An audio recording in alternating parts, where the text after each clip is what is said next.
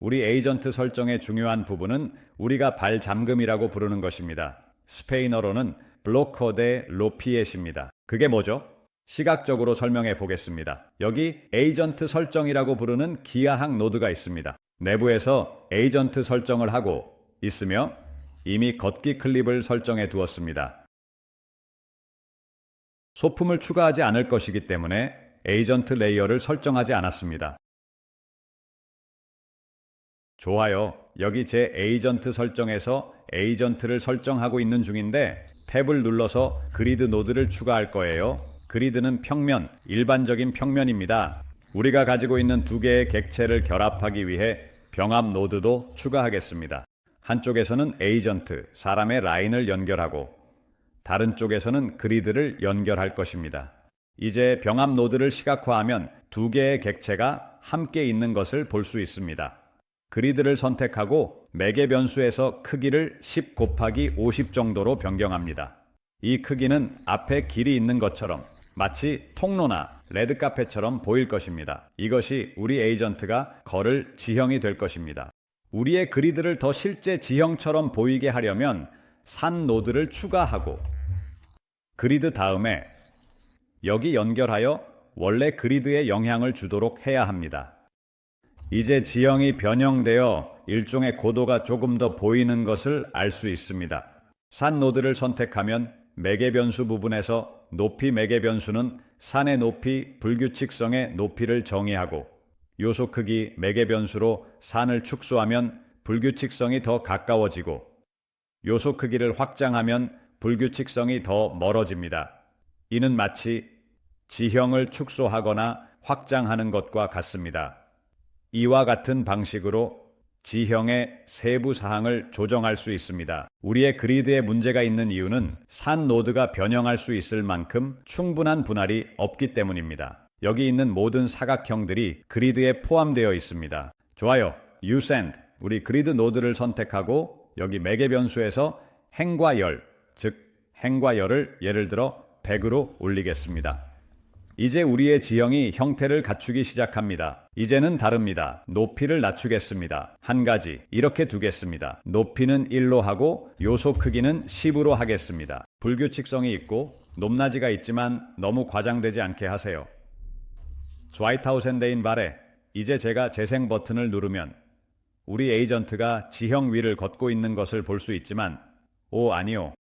내 에이전트가 지형을 통과한 이유는 내가 이 지형이 에이전트의 지형이라고 말하지 않았기 때문입니다. 그렇다면 내가 만든 지형에 내 에이전트를 어떻게 적응시킬 수 있나요? 조금 더. 후디니에는 Agent Terrain Adaptation이라는 노드가 있는데 이름에서 알 수 있듯이 이 노드는 에이전트를 지형에 적응시킵니다.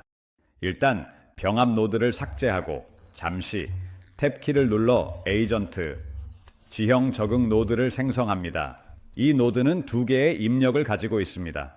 첫 번째, 왼쪽 입력에는 에이전트, 즉 에이전트 라인을 요구하고 두 번째 입력에는 지형을 요구합니다. 산 노드를 연결하고 처음으로 돌아가서 이제 지형 적응 노드를 시각화하면 에이전트가 지형에 적응하면서 아래로 이동한 것을 볼 수 있습니다. 그런데 내 지형은 어디에 있나요? 보이지 않네요.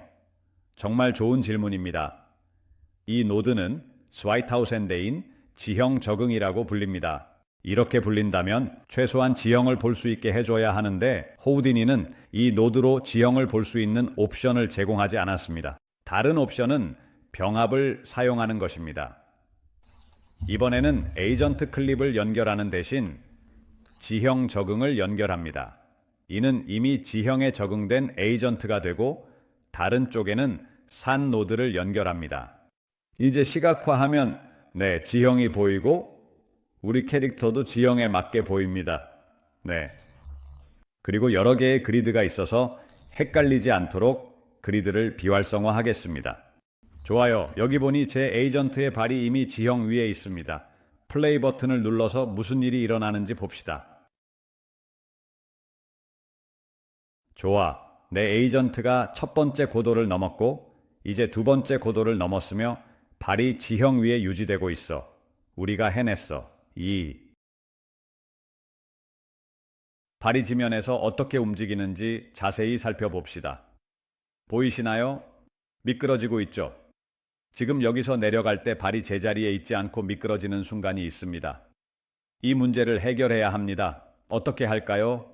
후디니에게 에이전트의 다리와 발이 정확히 어디에 정확히 위치한지 알려줘야 지면에 고정할 부분을 정확히 알 수 있습니다. 그리고 우리는 그것을 에이전트, 준비라는 노드를 사용하여 정확히 합니다. 이 노드를 에이전트 설정의 노드 라인에 적절히 넣을 것입니다.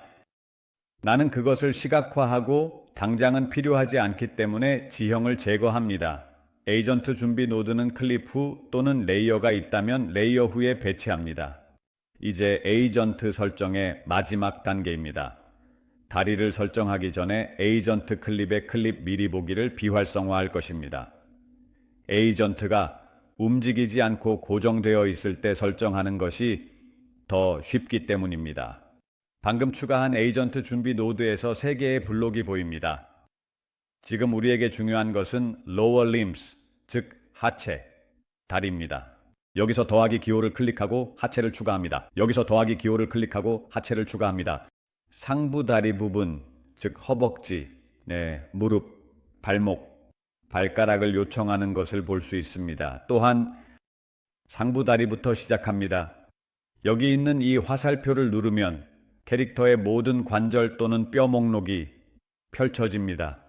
믹사모 모델의 경우 예를 들어 상부 다리는 U플렉로 끝납니다.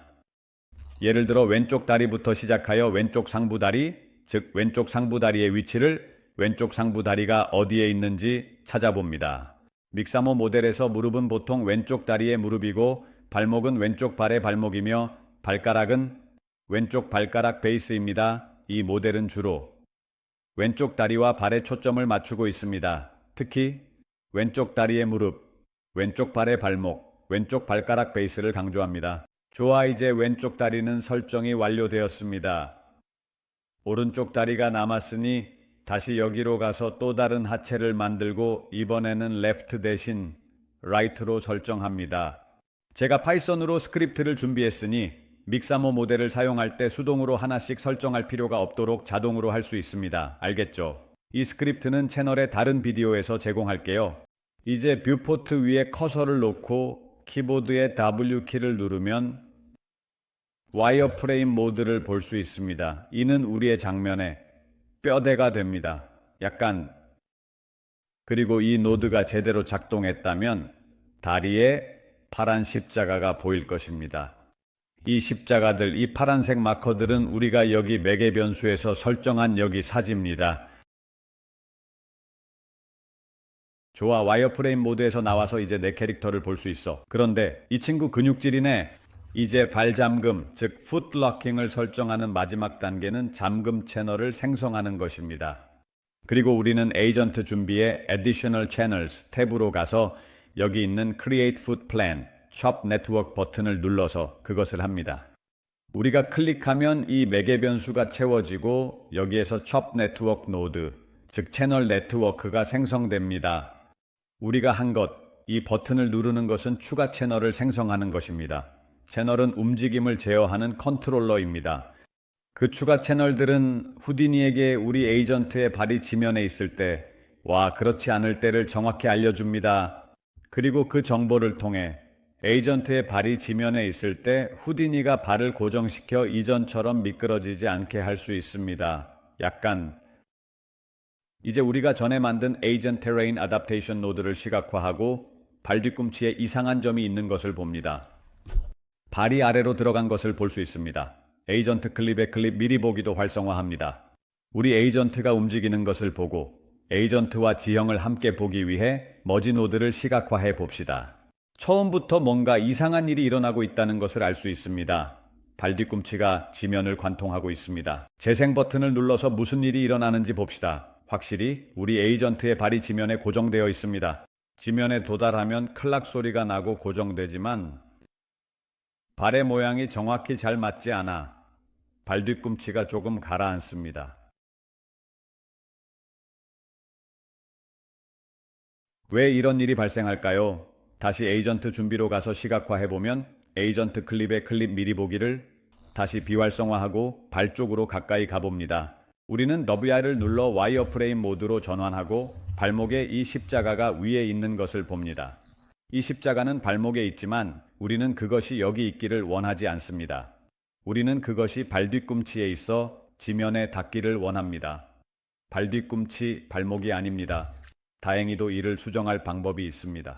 다시 와이어프레임 모드로 전환하고 뷰포트에 커서를 놓은 상태에서 엔터키를 누르면 편집 모드로 들어가며 빨간 점들이 나타납니다. 이 점들을 사용하여 이 십자가의 위치와 이 사지의 위치를 조정할 수 있습니다. 먼저 왼쪽 다리와 발목을 선택하고 커서를 사용하여 아래로 조금 더 내립니다. 이렇게 발 뒤꿈치에 잘 지지될 때까지 천천히, 조심스럽게, 그리고 신중하게 아주 천천히 내립니다. 이제 다른 발로 가서 와이어프레임 모드로 전환합니다. 여기 있는 스웨이트아웃 샌데인을 선택하고 아래로 내려서 발 뒤꿈치에 맞춥니다. 이제 편집 모드에서 나가려면 에스케이프 키를 누릅니다. 에이전트 클립에서 애니메이션을 다시 활성화하고 클립 미리 보기에서 확인한 후 지형과 함께 보기 위해 머지 노드를 시각화합니다. 플레이 버튼을 누르면 이제 우리 캐릭터의 발이 지면에 잘 맞춰져서 더 이상 미끄러지거나 발 뒤꿈치가 지면에 파묻히는 문제가 전혀 없게 됩니다. 전혀. 여기 옆에 서 있으면 발이 정말 정확히 제대로 작동해야 합니다. 좋아요. 해냈습니다. 이것이 바로 발 잠금 기능입니다. 이제 우리 에이전트의 설정이 이제 완료되었습니다. 사실은 발 잠금 설정은 이 에이전트 준비 노드로 했습니다. 여기서 생성된 이 노드는 보존해야 합니다. 이 노드를 삭제하면 해당 채널을 잃게 됩니다. 하지만 Terrain Adaptation, Terreno, Merge는 실제로 우리 에이전트의 설정에 기능이 없기 때문에 제거할 수 있습니다. 이는 단지 모든 것이 제대로 작동하는지 시각적으로 확인하기 위한 것이었습니다.